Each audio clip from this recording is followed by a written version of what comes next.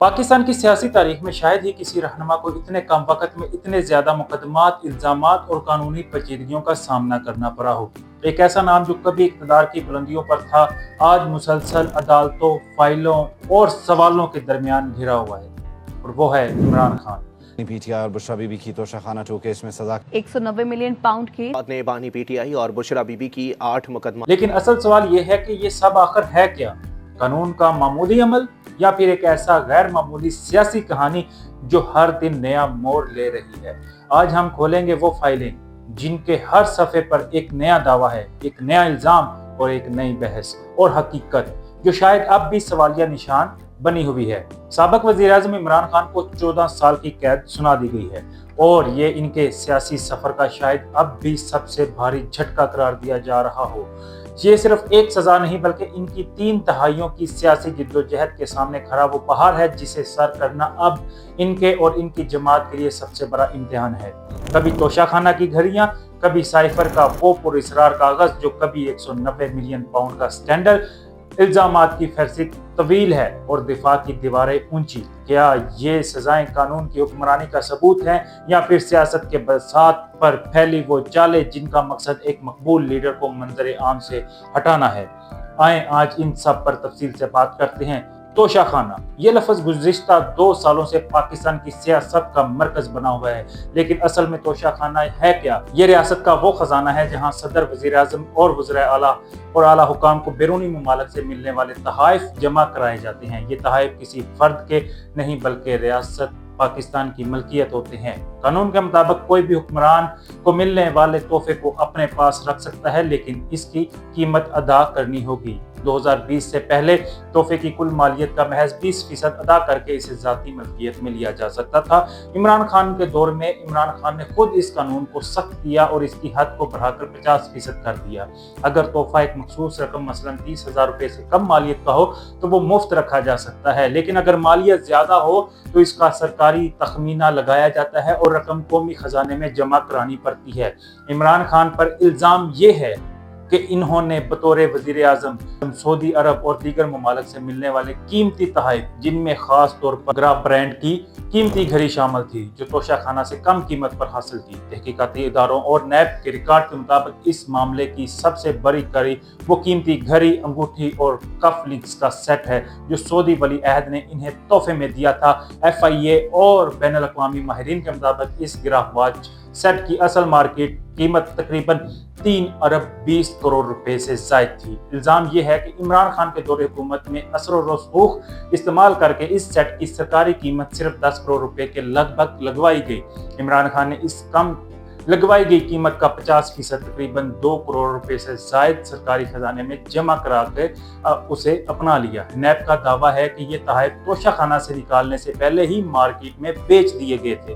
Dubai के एक बड़े कारोबारी शख्स उमर फारूक ज़हूर ने मंजर आम पर आकर ये दावा किया कि उन्होंने ये घड़ी और सेट $20 लाख जो इस वक्त के हिसाब से तकरीबन 28 करोड़ रुपए बनते हैं, उसमें नकद खरीदा था। सबसे बड़ा कानूनी एतराज़ ये था कि इन्होंने इलेक्शन कमीशन में जमा कराए गए अपने सालाना असासों के गोशवारों में इन तोहफे और इनकी फरोख्त से हासिल होने वाले करोड़ों रुपए की रकम को ज़ाहिर नहीं किया। इस केस में इमरान खान को 2 बड़ी कानूनी कार्रवाइयों का सामना करना पड़ा।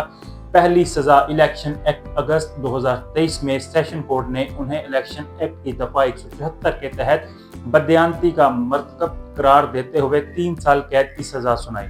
अदालत का मौक़िफ़ था कि उन्होंने जानबूझकर हक़ाइक़ छुपाए। दूसरी बड़ी सजा नैब रेफरेंस जनवरी 2024 में एहतसाब अदालत ने तोशाखाना केस में इमरान खान और उनकी अहलिया बुशरा बीबी को 14 साल कैद बामुशक्कत और करोड़ों रुपए जुर्माने की सजा सुनाई और इन पर नैब आर्डीनेंस 1919 की मुख्तलिफ दफ़ात के तहत इख्तियारात के नाजायज़ इस्तेमाल और रियासती असासों को नुकसान पहुँचाने के इल्ज़ामात भी लगाए गए। इमरान खान के खिलाफ दर्ज मुकदमात की फहरिस्त काफ़ी तवील है, लेकिन तोशाखाना के अलावा 3 ऐसे बड़े और अहम तरीन केसेस हैं जिन्होंने पाकिस्तान की सियासत में हलचल मचा रखी है। साइफर केस, ये इमरान खान के दौरे हुकूमत के आखिरी दिनों से जुड़ा है, जब इन्होंने इस्लामाबाद के एक जलसे में लहराया जाने वाला खुफिया खत साइफर दिखाया था। इमरान खान पर इल्ज़ाम है कि इन्होंने बतौर वज़ीर आज़म रियासत के खुफिया दस्तावेज साइफर के हिफाजत नहीं की और इसे सियासी मकसद के लिए अवामी जलसे में इस्तेमाल किया। वफाकी तहकीकाती इदारा FIA के मुताबिक ये साइफर वाशिंगटन में पाकिस्तानी सफीर ने भेजा था, जिसका मतन अवामी सतह पर लाना मुल्क की सफारती तल्लुकात और कौमी सलामती के लिए खतरा था। हुकूमत का दावा है कि साइफर की असल कापी जो वजीर आजम हाउस भेजी गई थी वो वहां से गायब हो गई और इमरान खान उसे वापस करने में नाकाम रहे। इस केस में जनवरी 2024 में खसूसी अदालत ने इमरान खान और शाह महमूद कुरैशी को 10 साल कैद बामुशक्कत की सजा सुनाई। अदालत का मौक़िफ़ था कि इन्होंने ऑफिशियल सीक्रेट एक्ट की खिलाफ वर्जी की है। 190 मिलियन पाउंड केस ये केस मालियाती लेन देन मुबैना तौर पर बरतानिया से आने वाले एक खतीर रकम के गिर्द घूमता है। बरतानिया की नेशनल क्राइम एजेंसी NCA ने एक पाकिस्तानी बिजनेस टाइकून मलक रियाज के 190 मिलियन पाउंड तकरीबन 50 से 60 अरब रुपए मुंजमद किए थे, जो बाद में पाकिस्तान मुंतकिल किए गए। इल्जाम है कि इमरान खान की काबीना ने यह रकम कौमी खजाने में जमा कराने की बजाय सुप्रीम कोर्ट में इसी बिजनेस टाइकून के जुर्माने की मद में एडजस्टमेंट करने की इजाजत दी। नैब का दावा है कि इस सहूलत के बदले इमरान खान और इनके अहलिया ने अलकादर ट्रस्ट के नाम पर जेहलम में एक यूनिवर्सिटी बनाने के लिए सैकड़ों कनाल कीमती जमीन और भारी अतियात बतौर रिश्वत वसूल किए। ये केस अभी अदालत में जेर समाअत है और इमरान खान को इस मामले में भी गिरफ्तारी और सख्त कानूनी कार्रवाई का सामना है। इद्दत में निकाह केस ये केस इमरान खान की निजी जिंदगी और इनकी अहलिया बुशरा बीबी से निकाह के गिर्द घूमता है, जिसने कानूनी और इखलाकी बहस को जन्म दिया। बुशरा बीबी के साबिक शोहर खावर मानिका ने इल्जाम लगाया कि इमरान खान और बुशरा बीबी का निकाह फरवरी 2018 में उस वक्त हुआ जब बुशरा बीबी की तलाक के बाद इद्दत की मुद्दत 90 दिन अभी पूरी नहीं हुई थी। मुद्दई का दावा था कि ये निकाह गैर शरई और गैर कानूनी है और इसे जानबूझकर जल्दबाजी में किया गया। फरवरी 2024 में अदालत ने इस केस में इमरान खान और बुशरा बीबी को 7 साल कैद और जुर्माने की सजा सुनाई।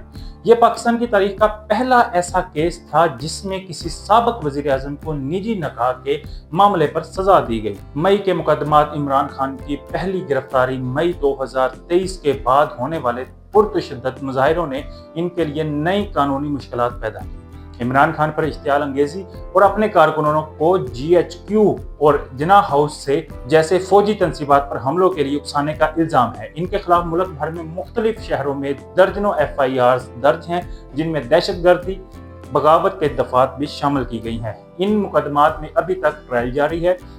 इन तमाम मुकदमात का मजमुआ देखें तो ऐसा लगता है कि इमरान खान के गिर्द कानूनी घेरा इस तरह तंग किया गया कि एक केस में रिलीफ मिले तो दूसरा तैयार। PTI इसे सियासी इंजीनियरिंग कहती है, जबकि हुकूमत इसे कानून की बालादस्ती का नाम देती है। हकीकत जो भी हो, ये पाकिस्तान की सियासी तारीख का वो बाब है जिसने इस मुल्क के अदालती और सियासी निज़ाम को एक बड़े इम्तिहान में डाल दिया। नाज़रीन, ये थी हमारी आज की वीडियो। हमारे YouTube चैनल S पाकिस्तान को सब्सक्राइब करें, लाइक करें और अपनी कीमती राय हमें कमेंट्स में ज़रूर बताएं। मिलते हैं अगली वीडियो में। अल्लाह हाफिज़।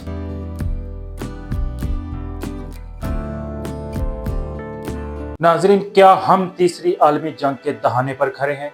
मशरिक़ वस्ता के समंदरों से लेकर तेहरान की गलियों तक हर तरफ बारूद की बू है। आज जब ईरान और अमेरिका एक दूसरे के आमने सामने सीना ताने खड़े हैं तो दुनिया लरज रही है। क्या आप जानते हैं कि इस खौफनाक दुश्मनी की आग पहली बार कब भड़की थी? ये कहानी आज की नहीं बल्कि उन 444 दिनों की है जिसने दुनिया की सबसे बड़ी सुपर पावर को घुटनों पर ला दिया था। एक ऐसा बहरान जिसने अमेरिकी सदर की कुर्सी छीन ली और ईरान को हमेशा के लिए शैतान बुजुर्ग का दुश्मन बना दिया। आइए वक्त का पहिया पीछे घुमाते हैं और चलते हैं 1979 के उस मोड़ पर जहां से तारीख बदल गई। ये 1970 की दहाई का ईरान था। रोशन, जदीद और अमेरिका का सबसे लाडला इत्तेहादी Shah Iran Mohammad Reza Pahlavi खिते के पुलिस मैन थे, लेकिन ईरानी अवाम की नज़र में वो सिर्फ एक कठपुतली थे।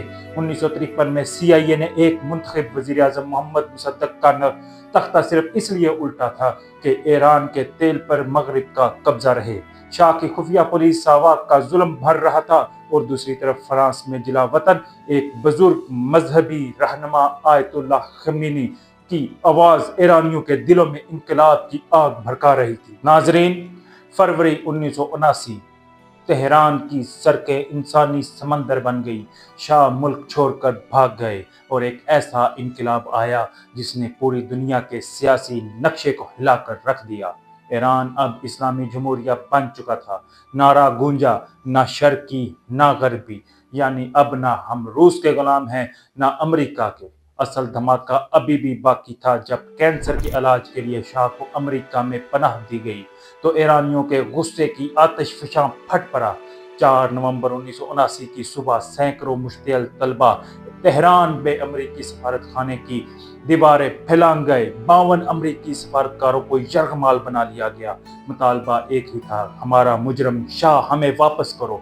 दुनिया हैरान थी, अमेरिका परेशान। ये तारीख में किसी भी सफारत खाने पर कब्जे का सबसे तवील और शर्मनाक अरसा साबित होने वाला था। पूरे 444 दिन अमेरिका की साख खाक में मिल रही थी। सदर जिमी कार्टर ने एक इंतहाई खुफिया मिशन का हुक्म दिया, ऑपरेशन ईगल कला। कमांडर्स तैयार थे, हेलीकॉप्टर उड़ चुके थे, लेकिन कुदरत का कुछ और ही मंजूर था। ईरान के सहरा में एक खौफनाक रेत का तूफान आया। अमेरिकी हेलीकॉप्टर आपस में टकरा गए और 8 अमेरिकी फौजी हलाक हो गए बगैर किसी गोली चले। दुनिया की अजीम तरीन फौज को बदतरीन शिकस्त का सामना करना पड़ा।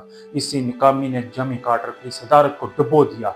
आखिरकार 20 जनवरी 1981 को जिस लम्हे रोनाल्ड रेगन ने सदारत का हल्फ लिया, ईरान ने उन यरगमालियों को रहा कर दिया, लेकिन तल्लुकात का जो शीशा उस वक्त टूटा वो आज तक न जुड़ सका। आज जब हम यमन, शाम, लेबनान और इसराइल, फलस्तीन के तनाज़ात में ईरान और अमेरिका को आमने सामने देखते हैं तो ये उसी 1979 की दुश्मनी का तसलसल है। अमेरिका ने ईरान पर दुनिया की सख्त तरीन पाबंदियां लगाई और ईरान ने इस शैतान बुजुर्ग का नाम दिया। 45 साल गुजर गए, लेकिन वो इंतकाम की आग आज भी मशरिक़ वस्ता को जलाने के लिए काफ़ी है। क्या ये दुश्मनी कभी ख़त्म होगी या आने वाले वक्त में ये टकराव पूरी दुनिया को अपनी लपेट में ले लेगा? अपनी राय कमेंट्स में ज़रूर बताएं और ऐसी ही तारीखी कहानियों के लिए सब्सक्राइब करना ना भूलें। मिलते हैं अगली वीडियो में। हमारे चैनल एस पाकिस्तान को सब्सक्राइब जरूर करें।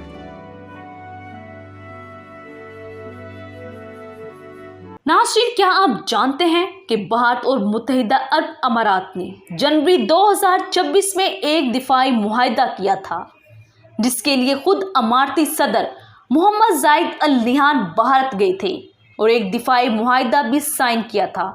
और आप अब बाखूबी जानते हैं कि ईरान, इसराइल और अमेरिका की जंग में जो ही अमेरिका और इसराइल ने ईरान पर हमले शुरू किए तो ईरान ने पलक झपकते ही मशरिकी वस्ता और खलीजी ममालिक में अमेरिकी फौजी अड्डों को निशाना बनाना शुरू कर दिया। ईरान ने अमेरिकी फौज, रडार साइट्स और इन फौजी अड्डों पर खड़े अमेरिकी जहाज़ों को भी निशाना बनाया। ईरान ने अमेरिका और इसराइल को शायद वो सबक सिखाया जो वो कई सदियों तक नहीं भूलेंगी। लेकिन इस सारी कशमकश में मुद्दा ये है कि जब ईरानी मिसाइल और ड्रोन्स दुबई के बैनुल-अक़वामी हवाई अड्डे, फजीरा के तेल के ज़ख़ीरों और खलीफा इकोनॉमिक जोन जैसी हसास तस्रीबात को निशाना बना रहे थे, तो भारत मुत्तहिदा अरब अमारात की हिफाजत के लिए क्यों नहीं पहुंचा? क्या भारत ने वाकई अपने दोस्त मुत्तहिदा अरब अमारात को धोखा दिया है? क्या नई दिल्ली के बुलंद बाग दावे और स्ट्रेटेजिक पार्टनरशिप के मुआहदे सिर्फ फोटो सेशन और कागजी कार्रवाइयों तक महदूद थे? ये वो सवालात हैं जो आज पूरी दुनिया में भारत की साख पर सवालिया निशान लगा रहे हैं। एक तरफ भारत का वो दावा था कि वो मशरिकी वस्ता का नया नेट सिक्योरिटी प्रोवाइडर है, India has become the new security provider in the Arabian Sea. और दूसरी तरफ ज़मीनी हकीकत यह है कि जब मुश्किल वक्त आया तो भारत ने अपने ही दोस्त को इसके हाल पर छोड़ दिया।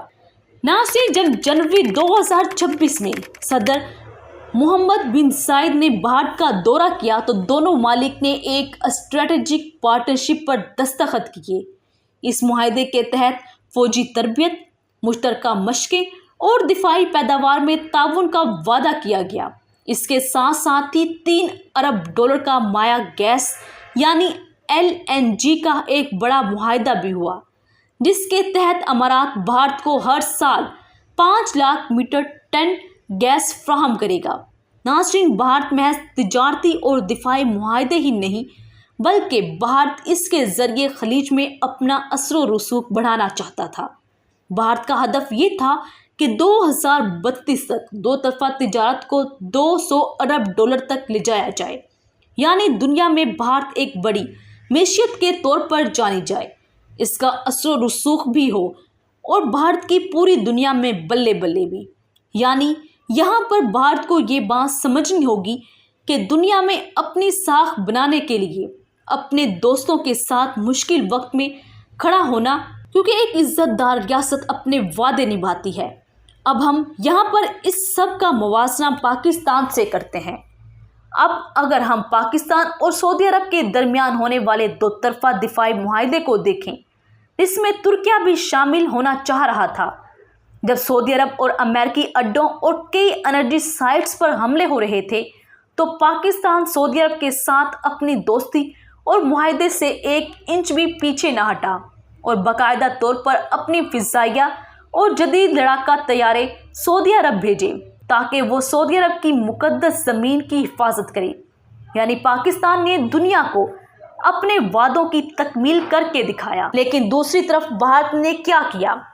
भारत की इस बुज़दिलाना खामोशी और स्ट्रेटेजी खुद मुख्तारी के पीछे छुपने की पॉलिसी ने इसके तमाम दावों का कच्चा छट्टा कोड़ कर रख दिया। भारत के इस यूटर्न की सबसे बड़ी वजह वो माशी मजबूरी है, जिसे भारत तारिकीन वतन का तहफ़्फ़ुज़ कहता है, लेकिन हकीकत में इसकी कमज़ोरी है। मशरिक़ी वुस्ता में मुकीम 90 लाख से 1 करोड़ भारतीय शहरी वहाँ से जो पैसा बेचते हैं वो भारत की मैशियत के लिए रीढ़ की हड्डी की हैसियत रखता है। 2025 के अदादो शुमार के मुताबिक खलीजी ममालिक से इन भारतीयों ने 91.4 अरब डॉलर भेजे, जो इसके कुल फॉरेन रिमिटेंस का 38% है। ये रकम भारत की GDP का 3.5% बनती है। CNBC कि ये रिपोर्ट वाज़िया तौर पर बताती है कि भारत इन पैसों की वजह से अपनी मुनाफ़कत खुलकर दुनिया को दिखा रहा है। सिर्फ यही नहीं, भारत के ईरान के साथ चाबहार बंदरगाह के मुफादात ने इसके हाथ पांव बांध रखे हैं। 120 मिलियन डॉलर की सरमायाकारी और वस्ते एशिया तक रिसाई का लालच भारत को अमारात की मदद करने से रोकता रहा। नाज़रीन, इसी चाबहार बंदरगाह के जरिए भारत ने अफगानिस्तान को लाखों टन गंदम और दालें बरामद की और ईरान से सस्ता तेल लेने के चक्कर में अमारात की पीठ पीछे छुरा घोंपा। जब ईरान ने दोस्त ममालिक के जहाज़ों को आबनाई हरमज से गुजरने की इजाज़त दी, तो भारत ने भी बड़ी खामोशी के साथ अपने टैंकर वहां से गुजारे, जबकि इसके दोस्त अमारात के जहाज तो वहां से गुजर ही नहीं रहे थे। नाज़रीन, भारत का ये रवैया मौका परस्ती की बदतरीन मिसाल है। भारत के बड़े बड़े मंसूबे जैसा कि India middle east Europe economic और ज़ेर ज़मीन ऑयल पाइपलाइंस, जो कभी भारत की असमत की निशानदेही समझे जाते थे, अब इस जंग की गर्द में दब चुके हैं। भारतीय वेबसाइट्स और तज्जिया निगारों ने इस बात की निशानदेही की है कि मोदी हुकूमत की खारजा पॉलिसी मुकम्मल तौर पर नाकाम हो चुकी है। भारतीय तज्जिया निगारों का कहना है कि भारत ने विश्व ग्रो बनने के चक्कर में अपने तमाम अंडे एक ही टोकरी में रख दिए और अब जब मुत्तहिदा अरब अमारात के साथ खड़े होने का वक्त आया, तो भारत ने तारीख की सबसे बदतरीन मुनाफकत की। नाज़रीन, अब सवाल ये है कि क्या भारत मुत्तहिदा अरब अमारात की इस मुनाफकत को भूल जाएगा? क्या मुत्तहिदा अरब अमारात इस पर इसी तरह एतमाद करता रहेगा जिस तरह UAE के सदर जायद अल नहयान खुद भारत आए थे? भारत खुलकर तो मुत्तहिदा अरब अमारात के साथ खड़ा ना हो सका, लेकिन इसने सोचा चलो कहीं से तो अपनी कटी नाक बचाऊं, तो इसने अक़वाम मुत्तहिदा की करारदाद की तायद की, जिसके तहत ईरान के खलीजी ममालिक पर हमलों को कॉन्टिमेंट करना था। जयशंकर का दौरा अमारात महज एक रस्मी कार्रवाई साबित हुआ, जिसमें कोई ठोस फौजी ताउन पेश नहीं किया गया। भारत की ये मुनाफकत दुनिया के सामने आ चुकी है कि वो सिर्फ तिजारती मुआहदे और गैस की सप्लाई तक ही दोस्त है, लेकिन जब मैदान जंग में साथ खड़े होने का वक्त आया तो भारत दुम दबाकर भाग जाता है। पाकिस्तान का सऊदी अरब के साथ खड़ा होना और भारत का अमारात को तनहा छोड़ना, ये दो अलग अलग रवैये हैं जो बताते हैं कि कौन हकीकी दोस्त है और कौन सिर्फ माशी मुफादात का पुजारी। भारत अब ये बात खुलकर दुनिया को बता दी है कि इसकी दोस्ती की बुनियाद सिर्फ डॉलर्स हैं, असूल या दिफाई मुआहिदा नहीं। एक तरफ पाकिस्तान है जिसने किसी बड़े नाम निहाद आलमी इत्तेहाद का हिस्सा बने बगैर ही अपने इस्लामी भाई सऊदी अरब के लिए अपनी फौजें, अपने जहाज भेज दिए, और दूसरी तरफ भारत है जो इतने बड़े इत्तेहाद का हिस्सा होने के बावजूद अमारात में हमले होता देखता रहा और महज तमाशाई बना रहा। नाज़रीन, यहाँ पर अब आप हमें बताएं कि क्या एक असूल परस्त रियासत ऐसा करती है जैसा भारत कर रहा है। नाज़रीन, भारत की पॉलिसी महज अपने मुफादात पर मुबनी है, इससे अपने दोस्तों से कोई गर्ज नहीं, और शायद यही वो तल्ख हकीकत है जो मुत्तहिदा अरब अमारात और भारतीय दिफाई मुआहदे की असल औकात वासिया करती है। नाज़रीन, आप इस बारे में क्या राय रखते हैं, हमें कमेंट्स बॉक्स में ज़रूर बताएं। हम मिलते हैं आपसे अगली वीडियो में, तब तक के लिए अल्लाह हाफिज। आबनाए हरमज एक बार फिर दुनिया का सबसे खतरनाक समुद्री महाज बनता जा रहा है। ईरान ने अमेरिका की बहरी ताकत को चैलेंज कर दिया। अमेरिका पर मिसाइल और ड्रोन हमलों के दावे किए जा रहे हैं, जबकि दूसरी तरफ जंग बंदी के मुज़ाकरात भी जारी हैं। आखिर हकीकत क्या है?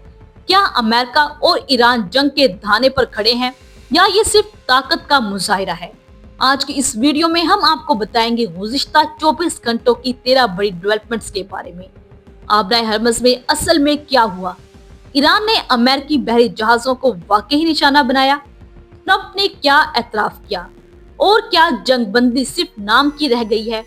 नाज़रीन, वीडियो शुरू करने से पहले अगर आपने अभी तक हमारे चैनल को सब्सक्राइब नहीं किया तो फौरन कर लें, वीडियो को लाइक करें और कमेंट्स में अपनी राय जरूर दें। नाज़रीन, बरतानवी खबर रिसां इदारे के मुताबिक अमेरिका और ईरान के दरमियान एक आरजी जंगबंदी मुआहदे पर गौर जारी है। ज़राए के मुताबिक 3 मरहलों पर मुश्तमिल एक इब्तदाई फ्रेमवर्क तैयार किया गया।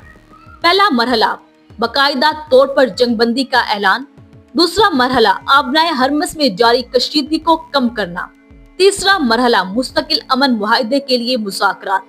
लेकिन दूसरी तरफ ईरानी वज़ीर ख़ारजा ने वाज़िया कर दिया है कि ईरान अभी किसी हतमी नतीजे पर नहीं पहुंचा, यानी सूरत-ए-हाल अब भी इंतहाई गैर यकीनी है। नाज़रीन, रात गए ईरान के जनूबी इलाकों बंदर अब्बास और जज़ीरा कशम में जोरदार धमाकों की आवाज़ें सुनी गई।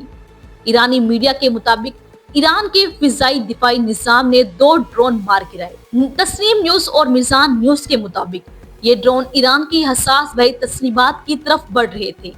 नाज़रीन, ये वही बंदर अब्बास है जहां ईरान की बहरिया की बड़ी मौजूदगी है, यानी अगर यहाँ हमला होता तो इसके असरात पूरी खलीजी रियासत पर बढ़ सकते थे।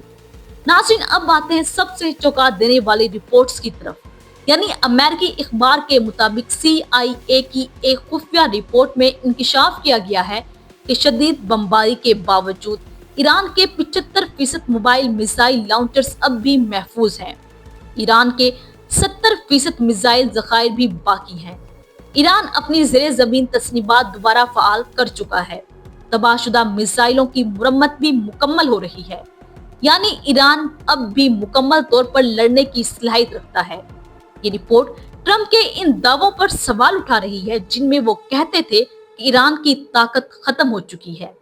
अब बात करते हैं वो खबर जिसने पूरी दुनिया को हिला दिया। ईरानी मीडिया के मुताबिक अमेरिका ने आबनाए हरमज में एक ईरानी ऑयल टैंकर्स को निशाना बनाया। इसके फौरन बाद ईरान ने अमेरिकी बहरी यूनिट्स पर मिसाइल हमले किए। ईरान का दावा है कि अमेरिकी बहरी जहाजों को नुकसान पहुंचाना, कुछ यूनिट को पीछे हटना पड़ा और अमेरिकी फोर्सेस ने इलाके से इनखला किया, जबकि अमेरिका इन दावों की तरदीद कर रहा है। नाज़रीन, अमेरिकी सेंटनाम ने तस्दीक की है कि अमेरिकी गाइडर्स मिसाइल डिस्चार्ज आबनाए हरमज से गुजर रहे थे। इसी दौरान ईरान ने ड्रोन्स, मिसाइल्स और छोटी कश्तियों से हमले किए। अमेरिका ने जवाबन ईरानी तस्लीमात को निशाना बनाया। अमेरिका के मुताबिक निशाना बनाई गई तस्लीमात में शामिल थी missile launching sites, drone bases, command and control centres, intelligence तस्लीमात, लेकिन अमेरिका ये भी कह रहा है कि वो कशीदगी बढ़ाना नहीं चाहता। नाज़रीन, डोनाल्ड ट्रंप ने एक और अहम बयान में कहा कि अमेरिका के 3 वर्ल्ड क्लास डिस्ट्रॉयर्स कामयाबी से आबनाए हरमज से गुजरे। ईरान ने हमला किया लेकिन कोई नुकसान नहीं हुआ। लेकिन दूसरी तरफ ईरान मुसलसिल दावा कर रहा है कि इसने अमेरिकी जहाजों को हिट किया है। यही वजह है कि सोशल मीडिया पर कई वीडियोस वायरल हो रही हैं जिनमें समुद्र में आग और धुआं देखा जा सकता है। नाज़रीन, इस वक्त सबसे खतरनाक बात यह है कि जंग बंदी मौजूद तो है लेकिन इंतहाई कमजोर हालत में। एक छोटी सी गलती, एक मिसाइल, एक ड्रोन और पूरा मशरिकी वुस्ता जंग की लपेट में आ सकता है। आबनाए हरमज दुनिया की तेल सप्लाई की शहरग है। अगर यहाँ मुकम्मल जंग छिड़ी तो तेल की कीमतें आसमान पर जा सकती हैं, आलमी मेशत मुतासिर हो सकती है और खित्ते में नई तबाही आ सकती है। ईरान और अमेरिका दोनों ताकत का मुजाहिरा कर रहे हैं, एक तरफ मुज़ाकरात, दूसरी तरफ मिसाइल। अब सवाल यह है, क्या वाकई जंग टल जाएगी या दुनिया एक नए बड़े तसादुम की तरफ बढ़ रही है? आपकी राय क्या है? कमेंट सेक्शन में जरूर बताएं। वीडियो पसंद आई हो तो लाइक करें, चैनल को सब्सक्राइब करें और बेल आइकन लाजमी दबाएं ताकि अहम अपडेट आप तक सबसे पहले पहुंचे। हम मिलते हैं आपसे अगली वीडियो में, तब तक के लिए अल्लाह हाफिज।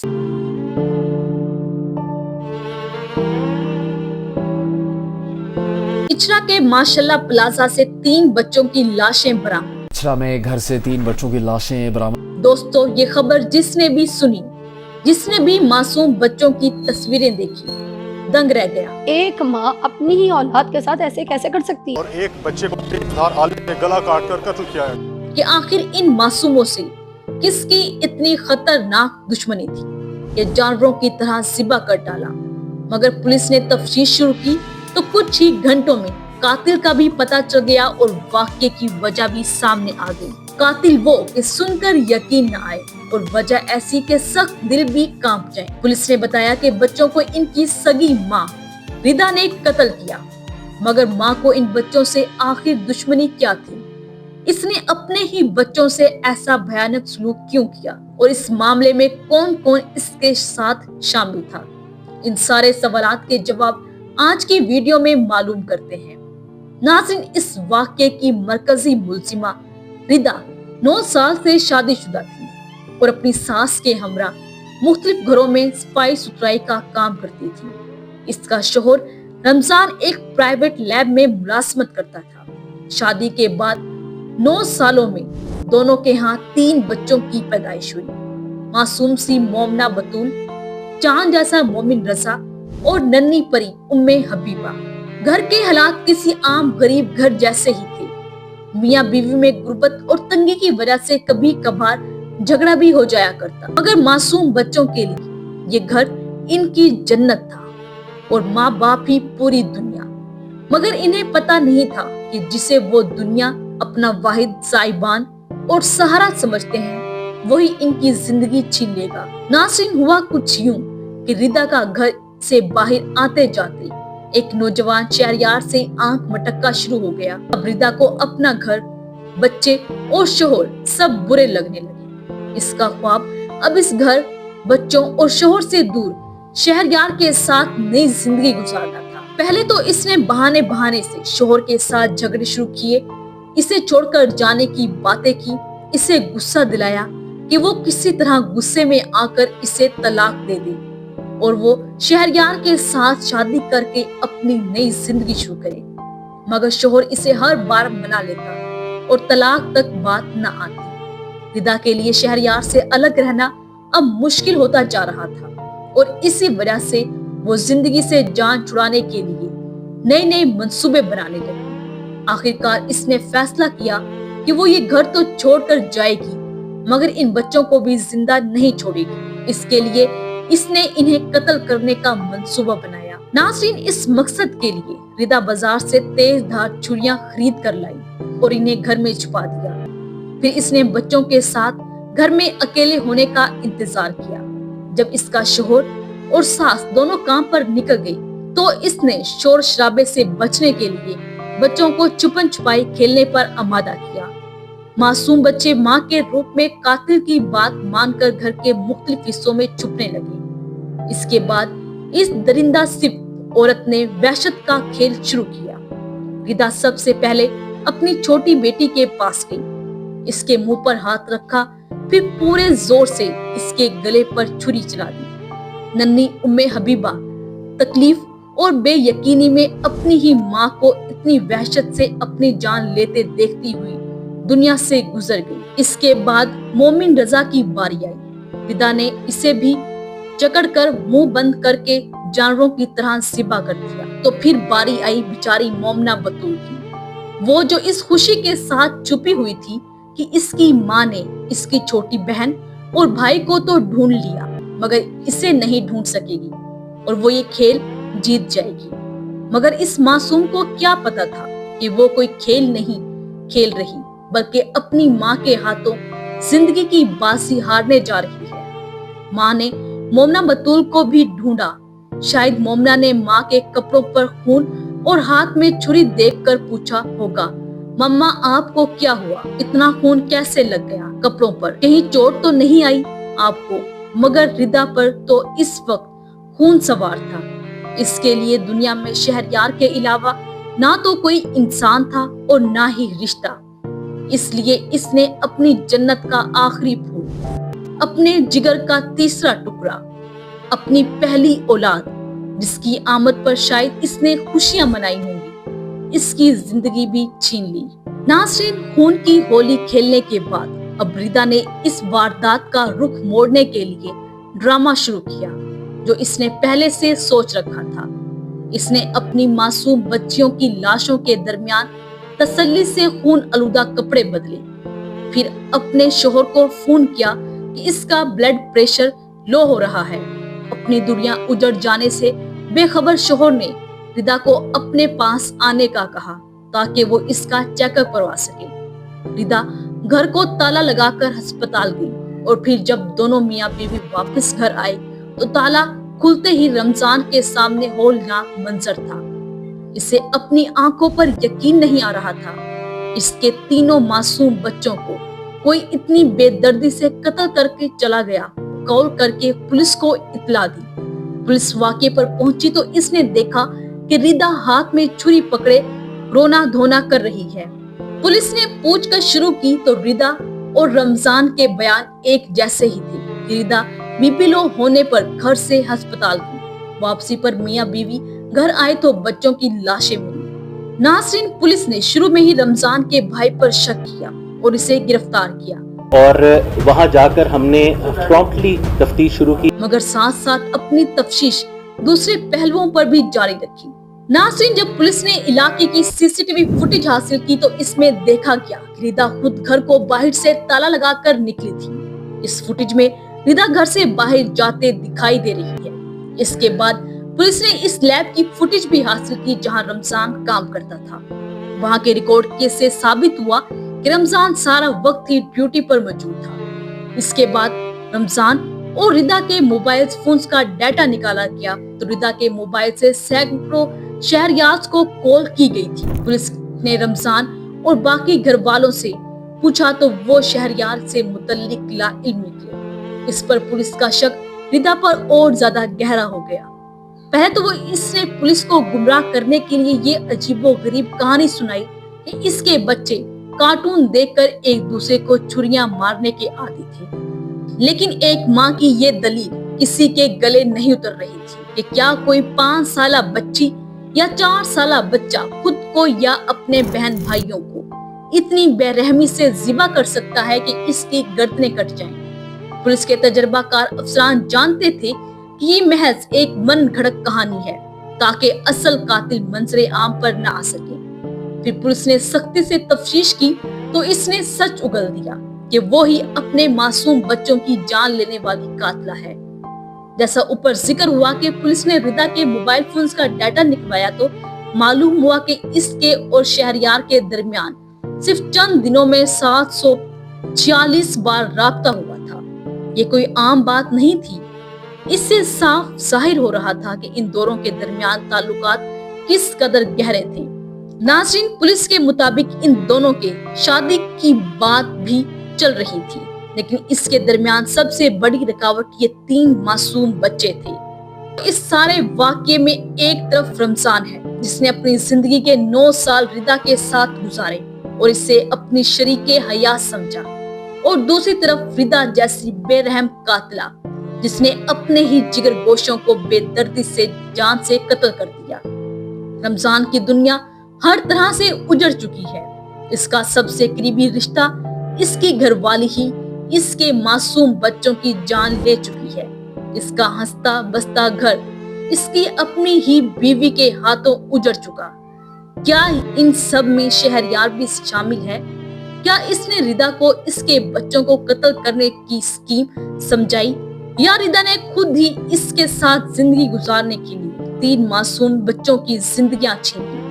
آپ کا کیا خیال ہے؟ کمنٹس باکس میں اپنی رائے ضرور دیں۔ ویڈیو پسند آئی ہو تو لائک کریں، شیئر کریں اور ہمارے چینل کو سبسکرائب کرنا نہ بھولیں۔ ہم ملتے ہیں آپ سے اگلی ویڈیو میں، تب تک کے لیے اللہ حافظ۔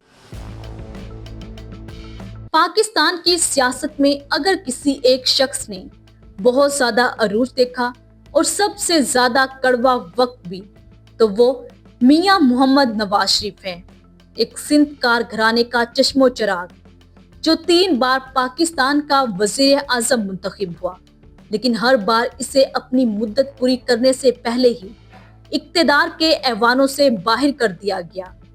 آخر ایسا کیا تھا جو شخص سولینین بالادستی کا نعرہ لگاتا تھا، اسے بار بار عدالتی کٹہروں اور جلا وطنی کا سامنا کرنا پڑا؟ آج کی اس ویڈیو میں ہم تفصیل سے نواز شریف کے 1980 سے لے کر آج تک کے سیاسی سفر پر بات کریں گے۔ ناظرین، نواز شریف کی سیاست کا آغاز کسی جمہوری تحریک سے نہیں بلکہ ایک فوجی امریت کے زیر سایہ ہوا۔ سن 1980 کی دہائی میں جب جنرل ضیاء الحق پاکستان کے حکمران تھے تو انہیں پنجاب میں ایک ایسی سیاسی قیادت کی ضرورت تھی جو پیپلز پارٹی کا مقابلہ کر سکے۔ سن 1981 میں نواز شریف کو پنجاب کا وزیر خزانہ بنایا گیا۔ سن 1985 کے غیر جماعتی انتخابات کے بعد وہ پنجاب کے طاقتور وزیر اعلیٰ بن کر ابھرے۔ یہ وہ دور تھا جب انہوں نے پنجاب میں تعمیر و ترقی کے منصوبوں کے ذریعے اپنی پہچان بنائی۔ ناظرین، سن 1980 میں IJI کے پلیٹ فارم سے نواز شریف پہلی بار وزیر اعظم بنے۔ انہوں نے ملک میں معاشی اصلاحات اور نجکاری کا عمل شروع کیا، لیکن جلد ہی ان کے تعلقات اس وقت کے صدر غلام اسحاق خان سے خراب ہو گئے۔ اس وقت کے آئین میں 2B58 نامی ایک کالی شک موجود تھی جس کے تحت صدر کسی بھی وقت اسمبلی توڑ سکتا تھا۔ اپریل 1993 میں صدر نے نواز حکومت ختم کر دی، اگرچہ سپریم کورٹ نے انہیں بحال کیا، لیکن فوج کے دباؤ میں نواز شریف اور صدر دونوں کو مستعفی ہونا پڑا۔ ناظرین، سن 1997 میں ان کا دوسرا دور شروع ہوا۔ سن 1997 میں نواز شریف ہیوی مینڈیٹ کے ساتھ واپس آئے۔ یہ ان کے کیریئر کا طاقتور ترین دور تھا۔ 28 مئی 1998 کو بھارت کے ایٹمی دھماکوں کے جواب میں نواز شریف نے عالمی دباؤ کے باوجود چاقی میں 5 ایٹمی دھماکے کیے اور پاکستان کو ناقابل تسخیر بنا دیا۔ اسی دور میں پاکستان کی پہلی motorway Lahore to Islamabad مکمل ہوئی۔ کارگل جنگ کے بعد army chief general Pervez Musharraf اور نواز شریف کے درمیان اختلافات سنگین ہوتے چلے گئے۔ 12 اکتوبر 1999 کو جب نواز شریف نے مشرف کو برطرف کرنے کی کوشش کی تو فوج نے بغاوت کر دی اور حکومت کا تختہ الٹ دیا۔ نواز شریف کو طیارہ اغوا کیس میں عمر قید سنائی گئی، Sharif was involved in a plane hijacking case. جس کے بعد سعودی عرب کی مداخلت پر جلا وطنی میں تبدیل کیا گیا۔ ناظرین، 14 سال کی جلا وطنی اور جدوجہد کے بعد 2013 میں وہ وقت آیا جب نواز شریف تیسری بار وزیر اعظم منتخب ہوئے۔ اس دور میں چین کے ساتھ مل کر سی پیک جیسا عظیم منصوبہ شروع ہوا۔ ملک سے دہشت گردی کے خاتمے کے لیے ضرب الغضب شروع ہوا اور بجلی کے کارخانوں کا جال بچھایا گیا۔ اپریل 2016 میں پاناما پیپرز کا انکشاف ہوا، جس میں نواز شریف کے بچوں کی لندن جائیدادوں کا ذکر تھا۔ سپریم کورٹ میں طویل کیس چلا اور آخر کار 28 जुलाई 2017 को अदालत ने इन्हें अपने बेटे की कंपनी से तनख्वाह न लेने, जो कि एक असासा था लेकिन डिक्लेयर नहीं किया गया था, की बुनियाद पर नाअहल करार दिया गया। नाज़रीन, तजर्बाकारों का कहना है कि नवाज शरीफ की बदतरफियों की 3 बड़ी वजूहात बताई जाती हैं। एस्टेब्लिशमेंट के साथ कशीदगी। नवाज शरीफ का मानना था कि खारजा और दाखिली पॉलिसी का मुकम्मल इख्तियार सोलिनियन हुकूमत के पास होना चाहिए, जो हमेशा मुक्तदिर हलकों से टकराव का सबब बना। अदालती एक्टिविज्म। नवाज शरीफ के खिलाफ अक्सर फैसले अदालती पंजों से आए, जिसे नून लीग सियासी इंजीनियरिंग करार देती है। करप्शन के इल्जामात। मुखालफिन का दावा है कि इनके खानदान ने इक्तदार का इस्तेमाल करते हुए अपनी दौलत में बेपनाह इजाफा किया। नाज़रीन, नवाज शरीफ आज भी पाकिस्तान की सियासत का वो किरदार है जिन्हें मायूस करना मुमकिन नहीं। वो कई बार गिरे, लेकिन हर बार पहले से ज्यादा सियासी कुव्वत के साथ वापस आए। आपके ख्याल में क्या नवाज शरीफ को बार बार हटाने से पाकिस्तान को फायदा हुआ या नुकसान? अपनी राय कमेंट्स बॉक्स में जरूर दें। हम मिलते हैं आपसे अगली वीडियो में, तब तक के लिए अल्लाह हाफिज।